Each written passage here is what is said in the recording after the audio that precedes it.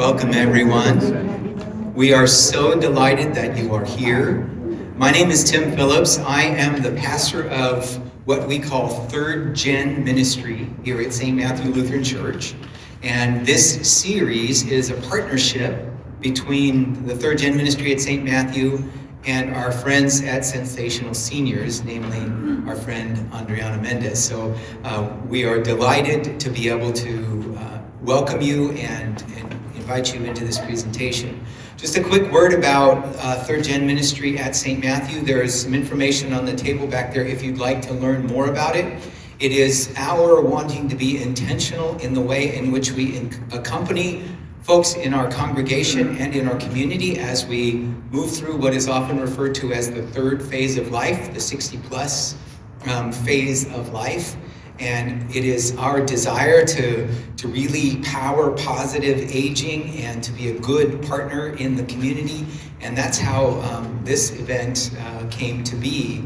I was at the Pleasant Hill Senior Resource Center, and a gentleman came up to the table and spent some time talking to me and learning about what our dream and our vision for this Third Gen Ministry is. And he said to me, "You have to meet my wife." And so the introduction was made, and I met Andriana. Andriana Mendez is the founder of Sensational Seniors Workshops. She's a board member of the Bay Area National Aging in Place Council. Currently, she is a true sandwich generation provider to her parents and family, and thus leads with a passion for providing educational platforms for aging adults. Additionally, she is the co-owner of Custom Moving and Hauling, her family business that specializes in helping seniors to declutter and or to right-size their home. So we're delighted. She and I are doing this series in partnership. I'm so excited that she is our first presenter. There are flyers on the table back there that will let you know what some of the other topics are for the remainder of this year. And we'll keep rolling right on into next year. The first Tuesday of each month, right here, you can look forward to a topic and conversation that may be of interest to you, and we certainly hope that you will join us. So, with no further ado, I'd like to invite our presenter, Andriana, to come and lead us. Thank you so much, Tim. I'm so delighted to be here today and to see so many of you. Happy smiling faces. Again, my name is Andriana Mendez, and I will be talking today about probably my favorite topic, which is right-sizing. I think all of us could relate to us, whether you've been in your house for 5 years or 50 years. So I'm just going to jump right in and get started here. You guys ready? Yeah? Lunch was good? And I want to say thank you to Tim and to St. Matthew's for providing the lunch today. And let's get started. I will talk a little bit, I know Tim introduced me, but a little bit about who Sensational Seniors is. We are a free platform of educational topics related to seniors, everything from aging in place to life transitions.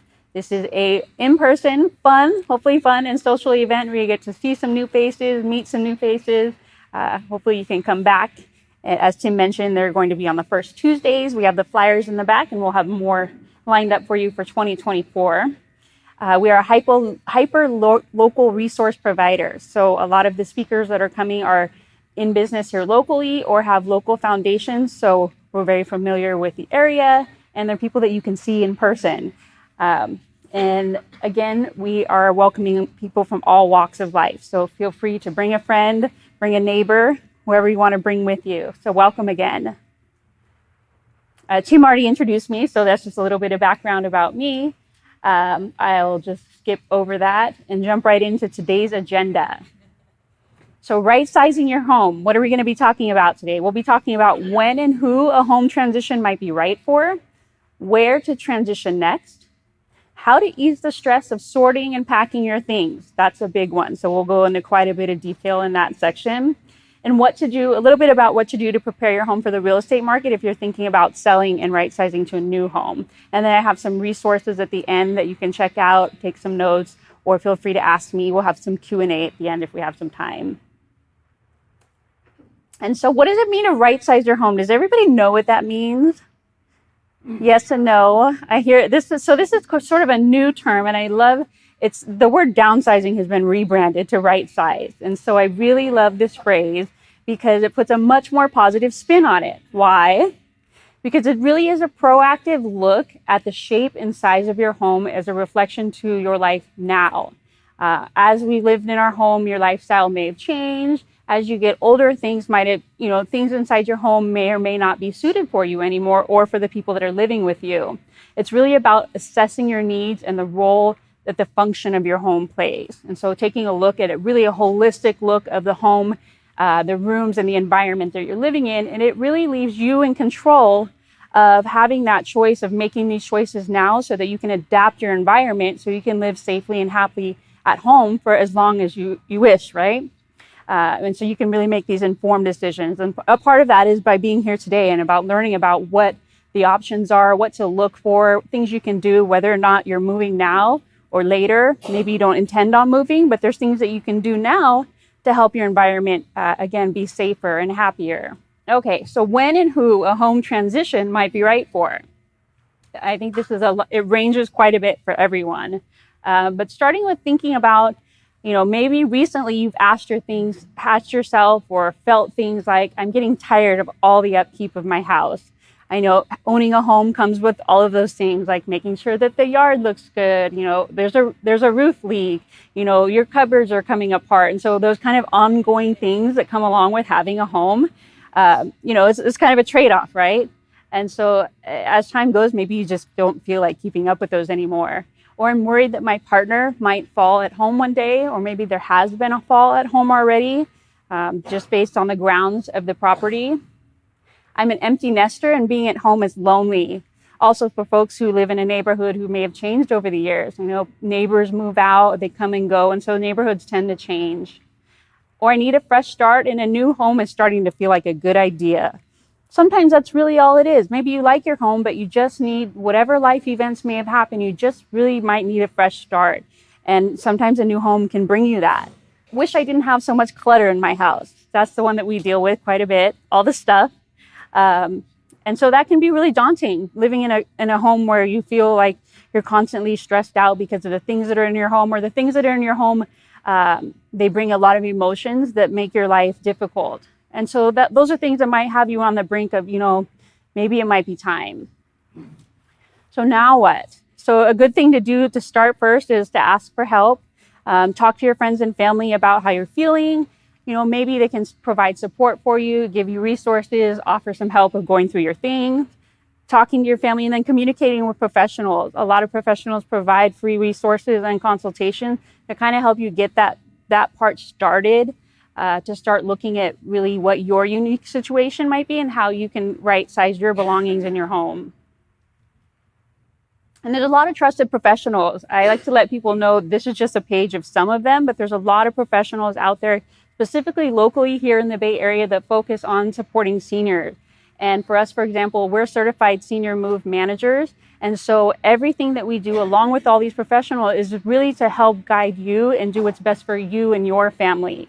It's not about the sales. It's not about the number. It's really about what are you going through and how can we help support you through that, whether it be for us decluttering and moving, or providing a resource for grab bars and ramps, elder law attorneys if you need legal support. And so having this circle of professionals that we can refer to is really something that I pride myself in, having those resources so that you can come to us and provide help. Because I know when my parents need help, I love being able to tell them, oh, I personally know someone who, that I would refer to my mom. And so having those resources is just a great thing. And there's a lot of people here in the Bay Area who can help. And in this process, I always like to tell people it's really important while you're right-sizing, you're thinking about right-sizing, is to be kind to yourself. I know it can be a very emotional experience to go through your things, to think about moving. And so giving yourself the kindness and looking at, how can you do this in a way that is paced in a way that you are able to accomplish things along the way. And that you can also thank yourself for being proactive in the whole process of right-sizing. And I always love to say this quote as we're moving along in this is, times of transition are strenuous, but they're an opportunity to purge, rethink priorities, and be intentional about new habits. We can make our new normal any way we want. And so that's really a lot of what right sizing about, is taking a look at what are your wants and needs now, what is your lifestyle now, and how can you transition that into a place where you can continue to live in a home that supports your lifestyle now.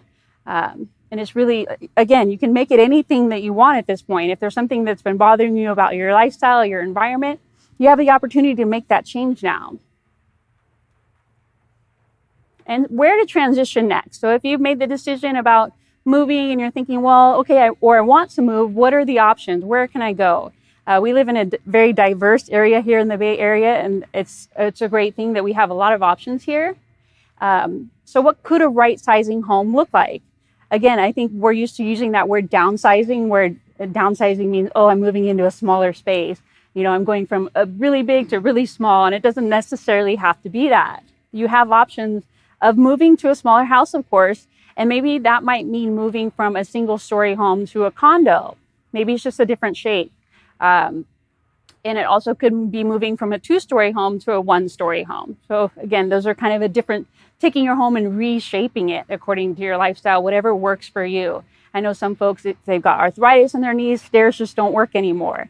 And so going to a home that has less stairs, that's easier to access from the street and from parking, is a good thing to think about. And yes, sometimes right sizing can mean a bigger house. Again, I mentioned maybe you're going from a 2-story to 1-story. You could be going to a beautiful ranch style home that's a 1-story home. Hallways are a little bit longer, so it doesn't always mean that it's a smaller house. You could be going into that different shape. Maybe you're moving out of the area, and of course, anytime you move out of this area, you're going to get more for your buck. Maybe getting a bigger house if you're going out of state, moving closer to children. And then another one that's popular is in-law units or ADUs. Those are really popular because that kind of gives you the best of both worlds. You're still living in a single family home. It's a singular home, but it oftentimes is attached to a larger home. Sometimes people do that. I see people do that, and they can live close to their family or their children or loved one. And so that way you have that peace of mind of still having someone nearby. That's also another option. And these are just a few, but just to kind of think about, there's quite a few options of the shape of home that you could be looking at. And then what places are there in terms of types of homes, types of communities? We have our 55 and older communities. There's many of these in the Bay Area. Of course, the most popular locally here is Rossmore, but there's quite a few other ones that aren't as well known, I guess, per se. And those tend to be geared towards younger, independent senior adults. And they've got a lot of, sometimes they have the golf courses and the gates and things like that. So it's very active. Another one, for example, is life plan communities. These are communities, like there's one nearby here who is able to, is a place where you can age in place. So if you're moving in and if you're worried about, okay, maybe if I need care in the future, it's a community that you can move into, and they have a long-term plan for if you need care in the long run. And then, of course, senior living. If you already have some care needs, they offer a lot of amenities too, everything from housekeeping. You can bring your pets. So there's a few options kind of in between those two, but there's quite a few of those in the Bay Area. And if you're looking for a specific community, I can recommend people who you can talk to about, what your specific wants and needs might be for the neighborhood and things in this area. So what to look for in a home. And so if you're touring homes and you're kind of looking around at open houses and you're starting to think, you want to make a list of priorities of things that you want to look for, and things like location. We're in Walnut Creek right now. This is a beautiful town. It's a great place to be, but maybe you want to move somewhere else if you want to move closer to children who live, say if they live on the peninsula, but looking at what neighborhoods you would like to live in, what type of land you want to live in. So maybe you want to live on a hill and have a view. Maybe you've retired and you're like, I want that dream house with that dream view. Now is your time to put down that list on your priorities. And then also thinking about the emotional support of your home and the community surrounding it. You want to move somewhere where you have the support of maybe family, maybe loved ones, maybe access to a beautiful church like this, senior community, somewhere where you can go and be social and have those connections with other people, especially if you're moving to a new neighborhood where you're not familiar with other people in the area. That's a good way to get some local connections. And then also the function of your home. As you're looking at homes, thinking about, for example, bathrooms. Are the bathrooms able for you to just step in the shower, walk-in showers? Are there ramps in the front? Are there a few stairs? So thinking about just the function of homes as you're looking at them. So you don't have to make too many updates if you move in. So thinking about what is available out there already, so you don't have to invest too much in moving to a place and making updates to make it fit your lifestyle. So thinking about what you're, again, kind of taking those few steps back and looking at what your priorities are. Have that list ready of these 3 things of your priorities, as well as the slide before. Oh no, these 3. And that'll give you a really good idea of where you could be looking and what you could be looking for. Because otherwise it's really hard to go out and look at where you want to right size if you really haven't thought about what those priorities are. And so here's the fun part, how to ease the stress of going through your things and packing. And a lot of this too could be because you're right sizing and you're moving, but some of it can be, maybe you want to age in place. Maybe your home works for you and that's fine. And that makes you happy. And I think that's great. And then there's things that you could do those so you can make your home safer also and make it also a more peaceful place for you to age in place if you find that there's a lot of clutter. And so these are some tips to help along that in that aspect. And so some of the common things that we hear when we're working with folks, when we go in and we do a consultation is, where do I start? That's probably the number one, or it's just so emotional. Or what do I know? How do I know what to take with us? How can I make those decisions? How do I move on time? It's a lot of moving pieces if you're decided to move. And that's totally normal. And that's something that we help with. And we have a lot of experience in that. And so up next, I have some tips on how to answer those questions and kind of how to get through each of those challenges. And so the first one is making a timeline and working backwards. This is, of course, if you've already decided where you want to move, that's the best way to get started. But if you don't have somewhere that you've already, if you haven't decided where you want to move to, or even if you want to move, maybe just give yourself, okay, for the next year, these are the things I want to accomplish, and put those down on paper so that you can kind of work backwards from there. Because it's very hard to win that race, win that right sizing game unless you know where that end game is. And so setting that up helps you create milestones and helps you achieve those milestones so that you can get through things. Again, whether you're moving or staying in place, but specifically if you are moving, so you have that deadline and you can work backwards instead of getting the very last month and being like, okay, now I have to go through 20 years worth of belongings in my closet. How many, have any of you lived in your home longer than 20 years? Oh, we have lots here. Okay, do we have 30 years? 30, okay, 40, 50, 60? What, we've got lots of 50s though. Yeah, so these are things you can kind of start, and be surprised. Sometimes we've gone into homes where someone's been in the house for 5 years and it looks like they've been there for 50. and we've gone into other homes where they've been there for 50 years and they've been pretty active about keeping their things decluttered. So everybody's phase is a little bit different, but I don't want you to be embarrassed and I don't want you to feel like, gosh, I don't want anybody to look at my stuff. It's natural for people to accumulate things. And so I don't want you to make that a place for you don't want to start something or you don't want someone to help you because you're worried about how they think about it. I know for us, trust us, there's nothing we haven't seen before. We've seen it all. And so no judgment here. And so, yes, so you're going to start decluttering at this point. And so I always recommend start when you're going through the decluttering process, start in the easier areas, the areas that are, something that you can accomplish. So for example, if you even need to just start in a junk drawer one day, say, I'm going to clear out this junk drawer. I'm going to organize it. I'm going to take stuff out of it that I'm not using or that's actual junk. Just start in those little areas so that you can move up to the bigger areas. Do not go and start in your garage that looks like this, because I guarantee you're going to go out there and you're going to spend 15 minutes and you're going to be like, I'm never doing this. You're going to close the door and go back inside and say, okay, I'm not moving. I'm just going to stay here because I don't want to deal with my stuff. And we don't want you to do that because we want you to go somewhere that is your right-sized home, is a home that's going to be a place that you can continue to stay in and hopefully stay in for a very long time. So you can get through things, but work yourself up to it. You might find that you want to, again, start in a drawer, start in a cabinet, start in a hutch, start in a closet, a corner, anywhere that's an area that, say you set the timer for an hour and you work on it in that way. And so you get that section done. And that once you're done sorting through it, you'll find you have more energy and be more motivated to move on to those more difficult projects. And it'll feel good because then you feel like, okay, I got this. You'll have that confidence. So I highly recommend starting in those easier areas. No area is too small. Again, start in your junk drawer if you have to. And then find your style that works for you. Maybe your style is, Saturday morning for an hour, you're going to set your timer. And I will say the power hour is very, very achievable. Set the timer for an hour and you'd be surprised how much stuff you get done. It's like the saying, they say you never get so much done in the hour before your company is coming over as, then you do the whole week or the whole month. When you know somebody, you're like, gosh, I have an hour. You run around and you clean everything up and you're like, wow, why can't I do this the rest of the month? So yeah, that power hour is really, really a good place to start. And then finding what time of day works for you. If you're a morning person or an evening person, if you like to do it with people, maybe you want to have a friend over or a daughter or a son come over and help you.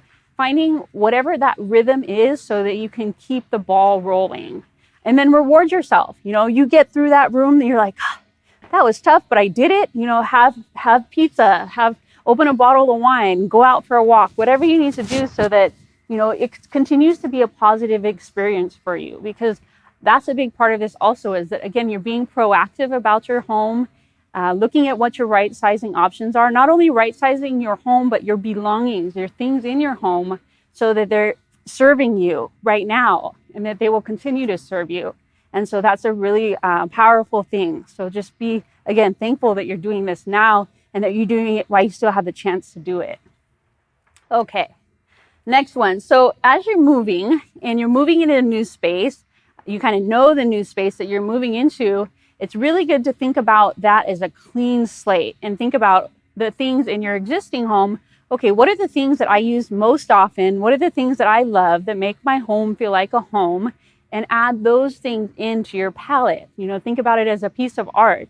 So as you're adding things in, these are things that make this masterpiece, right? Because you don't want to think about all the things that you have right now and you end up in a rush at the end. Again, going back to setting that deadline and working backwards from there.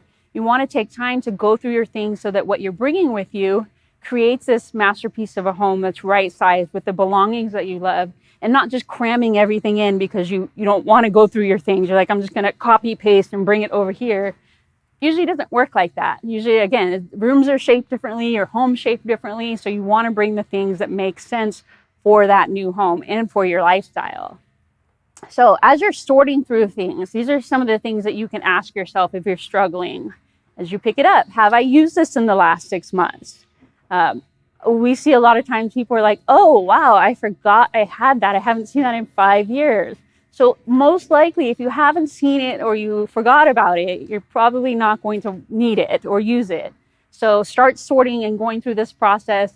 And if it's a yes, if you have used it, you want to pack it or set it aside, kind of depending on where you're at in your timeline of moving. But don't leave things as they are. It don't have to touch things twice. So if you know it's going to go with you, pack it as you're sorting it. And do I have a duplicate of this item? So if you have something that performs, if you have a drawer full of scissors, you don't need 6 pairs of scissors. So pick your favorite ones, 1 or 2 of your favorite ones, and take those with you.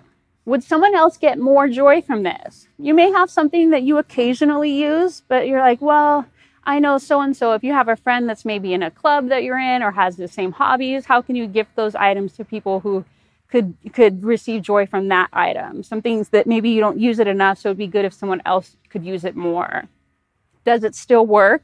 So chances are if it's sitting in your backyard and it's been sitting in your backyard the last 5 years and it doesn't work, it's not going to magically get fixed overnight. So either, if it's really broken and rusted, I see a lot of these things that people stick in there outside and it needs to go either to the jump yard or to somebody who can fix it. Don't keep things around that are broken because chances are you're not going to fix it at this point. Will it realistically fit in my new home?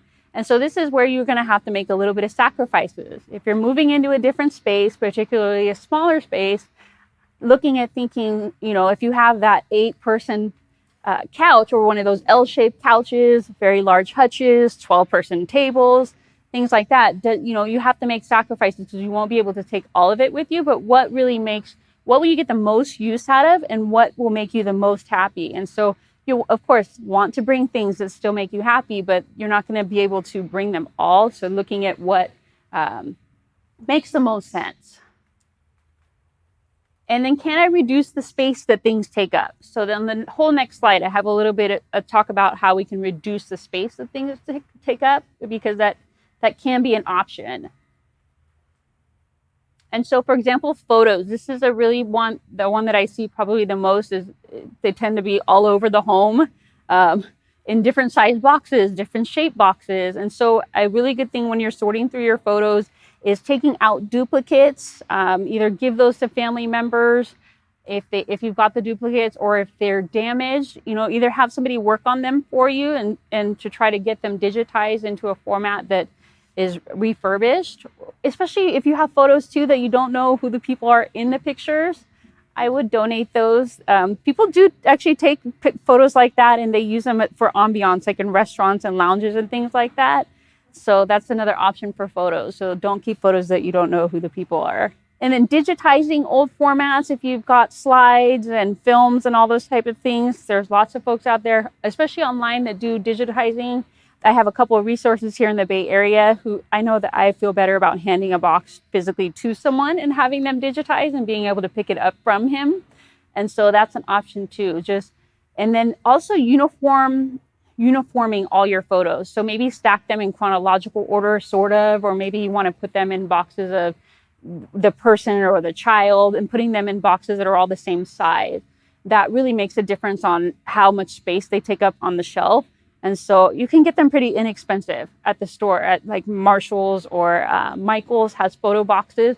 And that's a really good way to reduce the amount of space that photos take up once you've gone through the process of digitizing some of them and removing some of the duplicates. And then documents, of course, this will be when you're maybe in the office where you've got a lot of paperwork, scanning and digitizing the things that you can, the things that you don't necessarily need paper copies of, and then securely shred the others. And then get creative. I always think it's really fun to do memory boxes like this. My dad did one like this for my aunt when she passed away, and it was a really cool way. He had 2 big boxes of all her stuff, and he's like, well, it's just sitting in a box. I don't know what I'm going to do with this stuff. I'm not really looking at it ever. And so by putting it in something like this as a shadow box, is basically like a deep photo frame that has a glass on the front of it. It's got like 2 inches. And you can put photos, you can put, trinkets that they had. I know my dad put my aunt's necklace in there. So it's a way to look at seeing a loved one and seeing the things that kind of brings out their personality. And it sparks joy just by looking at it. And so it's a fun way to memorialize doesn't have to be a person. It could be a trip. Maybe you went somewhere and you picked up little things on a trip. And so that can be a way that you can visualize and put things so you can actually enjoy them and put them up, rather than them sitting in a box. And then, of course, scrapbooks. If you're crafty and you like to put things together in books, that's always a really fun way. There's so many knickknacks and things like that you can put into scrapbooks now. And then as you're doing this and as you're going through these things, it's really important to share these stories as you're putting, your scrapbook together. Or even if you're just sorting through things and you're not making something creative out of it, that's okay. But still spend that time with a loved one or with family or the people that you really want to share those stories with, because that's a big part of it. If you pack things up and you bring them to the next home and people haven't heard your stories, then it still hasn't been shared in a way that is meaningful to you.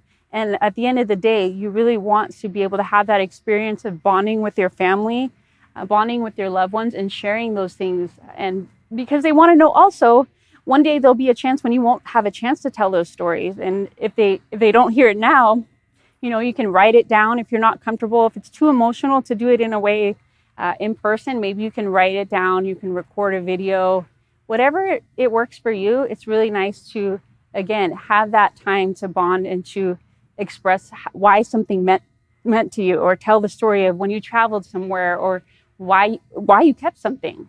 Again, that's really, really important and part of the whole process. And then pack and bring things that tell your legacy and make you happy. So if you have things as you're sorting through them, it's really important to think about, okay, does this item actually make me happy? When I pull it out, does it bring about happy things? Does it make me warm? And if it doesn't, it's time to pass it on. And I think a lot of times people keep things because they feel like they have to, because it's been gifted to them, or it's the person that gifted it to them. And I want you to remember that at the end of the day, even if you don't keep something, it doesn't mean that you're giving away that memory or that you're giving that person away. You still carry that with you. And then going back to what I just talked about, you still have that story and you still know, the emotions attached to it. And so make that part of the process, and just remember that you want to bring things that are going to make your new space a space that makes you happy and tells your legacy, and that's leaving behind really where you've been and what you stand for. And then find out if loved ones want your stuff. I think people make the mistake of assuming that people want your stuff, and this can be anything from like a small item to whole bedroom sets worth of things. And so have the conversations with them now. Hey, I'm going to have this whole extra bedroom set. Do you want it? Do you have space for it? Sometimes there was a time that we got to a move, and there was a woman who she just assumed that her daughter wanted to take all her extra bedroom stuff. And she's like, Mom, well, I have no space for this. I what am I supposed to do with this? And when you're on move day, there's already a lot happening. And so you want to try to take that burden off of yourself and not make that an extra thing that you have to deal with. So have that conversation ahead of time. And then on the flip side of that is you may find out that one of your children or your loved ones or a family friend, they want something that you were just going to give away. And so, I always say, if you're getting ready to go through things and you're donating things, have a gifting party, have your friends and family over, lay things out, put pizza, whatever you want to have out, and just have a party and say, it's nice to be able to pass things on to people that and that they would get joy out of it, and having that personal connection to it. So don't wait to the end to have these conversations. And so you can kind of plan who's going to get what, and have those conversations with them and share with them about, who wants what. And then research ways to donate that are meaningful to you. So if you've been doing this in a way that's proactive, you have a chance to kind of deliberately figure out, okay, if a veterans program means a lot to you, or a local cancer society means a lot to you, looking and seeing what's in your area and being able to donate to those places is a really nice way, again, to, as you're going through things, feel like your things are going to a place that's going to get used by someone who really needs it. And so if you have things that you want to sell, I always try to remember or remind folks that, your time is going to be money at this point. And so, of course, like if you have the time and you're being active about this, to sell your things. And this could be, this could be having garage sales, having estate sales, posting things online like Facebook Marketplace and Nextdoor. These are all great ways to make a little bit of extra money in the process of things that are perfectly good that maybe you don't want to just donate. But just keep in mind that as you're going through that process, that you're going to have to be doing a little bit of the work of the messaging back and forth, and just staying in communication with things that want, and meeting people and things like this. And just make sure you're safe also in doing this process. Like, meeting people not at your home in safe, well-lit places. Don't have people wire you money and things like that. So try to avoid scams in that way. But, your time is going to be your money at that point. And if you have the time to do it, that's great. But, you've got to find a balance between whether or not you're going to do that or hire a professional to do it, or you're going to donate. And getting a professional opinion on some of the things that you really think are valuable is highly encouraged. So I'm talking about professional appraisers, auction houses. A lot of times will come out and look at your things and give you an idea whether or not things are, would go for auction. And so that you'd get at least a portion of their cut from the auction. And then estate sales, of course, usually the estate sales people will come out and do a consultation with you, and they'll tell you whether or not, the good ones will tell you whether or not it would be worth it for you to do an estate sale. And some neighborhoods unfortunately don't allow estate sales. So that's why you have to resort to doing things just online. But there are estate sales companies who do all of their sales online. So that is another option. And so how to prepare your home for the market. And so this is just some tips that I have from some of my realtor colleagues. As you're kind of getting your things ready, you're also going to want to be getting some things ready in, your actual home ready. And so some good things to think about, we've already talked about, you're kind of decluttering. They're going to have some upgrades that they'll recommend that you can do to get the most out of your money. They'll be staging your home. So they'll be picking main areas of the home to stage with their furniture to make it look really clean. Basically removing the things like your family photos and things like that. Because sometimes when people are coming in to do a tour of your home, they get a little distracted by the personal elements. You really just want them to see the beauty of your home. And so they recommend things like exterior paint, interior paint, flooring, landscaping goes a long way. Hardware also goes a long way. And these are things like doorknobs and light fixtures. Again, these are things that you might talk to a realtor about, but these are some of the common ones that I hear. So in conclusion, just really think about, again, that priority list, what your lifestyle is now. How does your home need to suit your needs? What is the area that you want to live in? What are your needs for a community? And so all of those things, really, I really recommend just put them down on paper so you have that list. Like I said, even if you're not planning on moving for another year or two, or ever really, but just having that idea of, okay, even if you're in the home, how can you adjust it so that it's better suiting your lifestyle?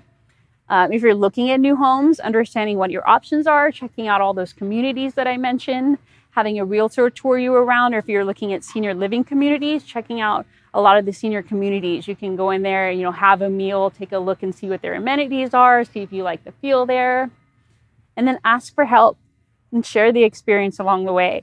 Again, share your stories, write them down, record them, whatever you need to do as you're going through your things so that your things have that story and that your story is told. That's really, really important. And prepare yourself in your things and enjoy the process. This is at a time where, again, you have the capabilities, you are being proactive, and you have the choices of where your things are going because you have a little bit of time. It's not crisis mode, hopefully, and you have the opportunity to really make things go as planned, as you choose at this point. And so really enjoy that full process. And so just some of the resources, I always like to offer our resource of free consultation in your home. We do come to your home, sit down with you at your table, walk around the rooms of your home if you're thinking about right sizing. And we can really come up with a plan of how to help you go through your things, how to help give you those milestones so that you can accomplish getting your things ready for a move. And then, of course, we are the movers. But anyway, just having that conversation. And sometimes people need us to come back several times and just helping you along the process and keeping you moving and keeping you motivated. Again, we're happy to do that. You can check out our website, custommovehall.com/resources. I've got tips on there, checklists, guides, lots of contacts that you can check out. And then the Bay Area chapter of the National Aging in Place is here on this bottom link here. And you can always reach out to me on the form if you want to write at the bottom. If you'd like these resources, I'm happy to email them to you. So any way we can help, like I said, these are all free resources so that you can kind of get things going or get the support that you need during this process. And does anybody have any questions or comments? Yeah. More of a statement. We were talking at our table. It seems like the real issue is more of the emotional or the person. You've got all these things in your house. You've been there 30 years or whatever. You've had them for 30 years. Mm-hmm. Just having a presentation like this isn't going to motivate us to change. Yeah. So what is your recommendations on having people change their mindset on taking action in their own homes to right size or declutter? So his question is how to get motivated and how to get the help that you need to right size and to declutter. And that can go a couple of different ways. And I always say that it's great to have someone come in and sit down with you and talk to you about what's stopping you, where are your pain points? Is it just the overall process? You feel overwhelmed by the process? Is it a certain room, certain boxes, maybe with a loved one that's not with you anymore? So finding out what's stopping you, and then also by giving you the motivation that sometimes sometimes us showing up, we'll sit there with you for an hour if we need to talk through kind of, where are you at? How can we see this process moving along? Sometimes that works for people, but then other times maybe a professional organizer coming in can also help you with that because they oftentimes will help with the single item like the emotional attachment to things, those sentimental items, they offer a lot of support in, really giving you that tough love of whether or not it should go to the new home. But really, again, thinking about you're given the opportunity right now to go through these things in a way that you can, in a way that, you're not already gone or in a place where you can't physically help your children or your loved ones go through things. So having that power and having that that bonding experience of doing that with someone, I think is motivating in itself. And if you need more than that, like I said, I have a lot of resources, but I think just getting that personal touch and that personal conversation in the beginning, trying to figure out what's stopping you, is once we get there, then we can kind of move on past that. Because it's hard. Everybody's pain points are a little different. It's different for everybody. So there's always people there that, we're happy to help wherever we can. Because I know it's hard. It's not going to happen overnight. It's not something that's going to happen in a week. It can take months, and that's okay. Again, because then you're still in control of it. You get to decide where your things are going. You get to have this conversation with your children and your loved ones with who gets what and why are they getting it. Being able to share that experience is important. Yes, Aviva. I was just thinking about the shadow box Mm-hmm. your dad made, your sister, and also the things that we collect that we hold on to because we feel like we should, but we can't necessarily move with them. Someone had the idea that I heard once of taking a picture of the hutch, let's say, or in my mother's case, the armoire, the huge armoire, and then next to the photo in the album, writing where it came from, and that it was just would make it easier to say goodbye to that piece that has been so much, but to still hold on to the meaning. Yeah, so she was saying that you can memorialize things, not things that, for example, a large hutch that you can't take with you. There's ways to memorialize items without physically taking them with you to your next home by taking nice photos and writing a photo. Maybe it's a scrapbook page that you put together of photos of an item, a story of that item. And that's another way to memorialize items that you actually can't take with you, but it allows you to keep a part of it because you can still look at it. Even though you can't physically keep it or touch it in the same place, it still allows you to keep that memory and also to share that memory. And that's a good point, Aviva. That's a really nice one. And I see a lot of people do that. Yeah. And it can be for small items and large items. Yeah, Tim. So your company, for example, would come in and help someone. Maybe if part of the concern was, I don't know if I have the physical capacity to go through everything in my house. You would come in and help with that sort of, even if it wasn't like a move out, but a right size of an existing space. You would do that. Yeah. So Tim was saying that maybe if they're not moving out yet, or if they kind of need just help going through their things and physically going through their things, that is something that we can help with. And we do that a lot. Sometimes, if people, in some cases, we've helped folks who maybe live in a 2-story home and find it too difficult to go upstairs. So we've relocated things down to the bottom floor and kind of reorganized the bottom story of a home so that, it has the things that they need to access. So that's another option also. So it doesn't actually just have to just be move day that we show up. We do a lot of the pre-planning, and that's what I talked about, having that consultation and that conversation about helping you come up with a plan and helping you achieve that plan through milestones along the way. I think that's what's different about us than other regular movers. Yes, ma'am. I'm really glad to see that you have the checklist. I find that if I have something like that, that's really helpful. Also, I've realized that I have become my mother and I'm a hoarder. So I think checklists are really helpful. They are, and even the one that with the questions about, have you used it in the last 6 months? Do you have duplicates of that item? Just having those printed up on a piece of paper or handwritten, so that as you're going through things, you're like, because sometimes we get caught in the emotion, and you're like, well, I used to use this a lot, I don't really anymore, and so really being diligent about going back and looking at those questions, and then being able to decide where you want to donate things to if you're not using it to, or who you want to gift it to. Yes. One resource you did mention is our local waste hauler, Good Public Services, does offer twice a year. Yes. To recycle and trash. So you can put stuff out. Yes. And if they deem it unacceptable to take the recycle, it goes to trash. Yeah. Yes. And seemingly, at least in our neighborhood, many things that could be recycled are gone by the morning. Yeah. Other people using it. Yeah. So he's saying to utilize the city free pickup that they do. Is it twice a year?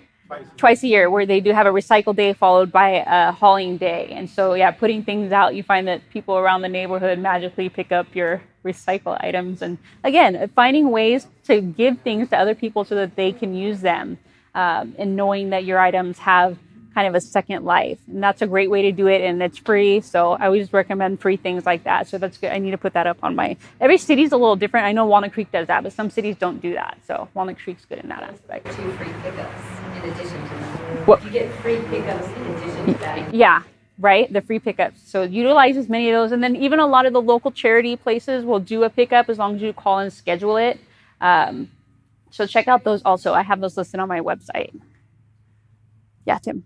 I wanted to go back to one of the points that you made earlier and comment from my vantage point. I mean, I've had the very rare privilege of walking with literally hundreds and hundreds of people through the last seasons of their life. And when it comes to, do your kids want your stuff? There are a few items that are of particular emotional significance. But the resounding answer, in my humble experience, is no. So it is an incredible gift of stewardship of your life if you make decisions about some of those items and move them along. It is an option to say, I'm just going to let the kids deal with it. It's not a good option from the kids' perspective. That's a choice we can make, but I just want to really encourage that, thoughtfully going through stuff there is incredible joy in finding the things that you can pass on that are meaningful to other people. Just an example from my world, we moved from about 7 years ago from a 5-bedroom house in Huntington Beach to a 1920 California bungalow in the foothills of Oakland. So a considerable downsize move. And it prompted a lot of this conversation in our family. And one of the things, pastors in liturgical settings will wear something called a stole in worship. That's a symbol of the pastoral office. And I've been a pastor 36 years, and so I accumulated a good number of these. And I asked my daughters, would you be interested in any of these? And they said, one. Yeah. They each want one. And so that was really helpful. And so I've been able to gift sets that I received or that I purchased along the way to newly ordained pastors, for example. And it's incredibly meaningful to them because they have a history with me and the people that I've served, and now that legacy gets to be passed on to them. So there are ways to find those connecting points where there can be a lot of joy on both ends with things. And so I would just encourage that. Yeah, and the experience of you giving something to someone in person while you're still here, rather than waiting till someone passes away and then somebody's receiving it in a box or because they're sifting through your closets. That, again, asking your kids what they want and how can you make that interaction a meaningful interaction. Yeah, that's a very good point. And and I will say from the other side of it, because we do a lot of, clearing out homes after folks have passed away. And it's a lot. It's a lot for children to be already struck with grief and still have to go through so much of your stuff. It would do them a great service if you love your family and you love your children to have that conversation now and at least help kind of go through and mitigate some of those pain points for them now. Are there any other questions? Yes. Okay, I just wanted to say something. We have neighbors who are 89 that are living in a two-story home and shouldn't have been living there for years. But they did, and they're saying, and they're very adamant they're not moving to that assisted living in Folsom. Well, yes, they are, because the decision is out of their hands now. Their children are having to come in and make the decisions of what stays, what goes, and where they go. So you don't want to wait too long to kind of decide and then downsize. It's never too early. It really is never too early to think about right sizing and about going through your things. And that's always a good point. Is, even if you don't intend on moving, you never know what can happen. We see this all the time that, from one week to the next, we have a client who fell and all of a sudden they need to move to assisted living and they are in a position where they don't have a choice to go through their things any longer. And it's hard. It's never an easy experience to go through, but if you can start now and kind of get things going and then being able to share those moments with your family and your loved ones before something like that happens. Hopefully not, but yes. Sorry. Are you available for us to contact? I'm in the position of needing to reduce the contents of a family member's home that's deceased. And some of the items have value, so I need an appraisal. Yep. And I don't want to fill up landfill. There are no children to offer the goods to, so I need to find responsible places to squeal. Yes. Yes. So she's asking. She has a relative or family member who has things that maybe have value that she wanted to find maybe somewhere to either appraise them or donate to without things going to landfill. So yes, I can give you a couple of resources of. I would start with the auction houses because they do a free consult and they'll come out and look and give you an idea of whether things might be of value at an auction.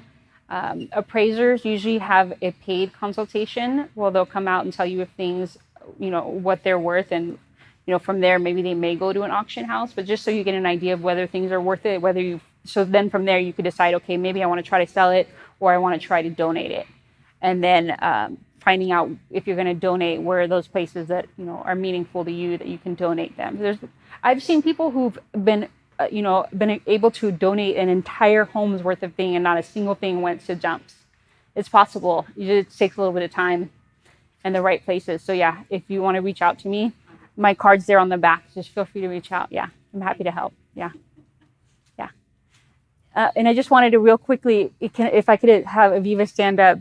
Aviva is a guest here today. And as I spoke earlier about stories about your things, Aviva writes love letters for families. So if you would like to talk to her about writing your story for family members and loved ones and to have something as a leave behind, she's really amazing at that. So just want to introduce her. So, all right, you all, if you want to fill out your raffle forms and your feedback forms, I'd really appreciate that. And we do have a raffle today, and I think we're going to wrap it up after that. Tim, did you have anything else you wanted to say before you did that? Thank you, Andriana. Just want to say thank you for the great presentation. One of the things that I've learned as our congregation has moved into this space is that there are incredible people in various organizations working to help people age well. And it encompasses every aspect that you can think of, from healthcare to living environments to legal issues. There are just these wonderful, passionate people like Andriana who are out there, some of whom are in nonprofit organizations, some of whom are in for-profit companies, but all of whom have a real passion for serving us in this third of life. And those are the folks that we're going to be bringing in to be our presenters, because they have a lot of wisdom and experience, and because they just really deeply care. So there are resource people out there, and I'm very heartened by that. And so we're going to try to bring as many in as we can. Yeah, and we're going to stick around, so if you want to have any conversation, again, if you want more information about Andriana's company, please go over to the table. If you want to know more about Third Gen Ministry and the various things that we've got going on in St. Matthew, you can go over to the table or talk to me. I'd be happy to share more about that. Just a quick advertisement, one event that we do have coming up very soon on September 10th, which is a Sunday. We're going to be doing, after worship, a conversation called A Good Ending, Questions and Conversations on the End of Life. And so if you are wanting to talk about things that are important to address with regard to legal stuff, medical stuff, plans for funerals, memorial services, celebrations of life, whatever that may be, conversations to have with your family. That's what that time is going to be all about. It'll be at 11:30 on a Sunday morning here on campus. We'll include lunch, and then we'll launch into the conversation and send you home with resources. So you'd be welcome to participate, and there's information on that on the table. Thank you. Have a great afternoon.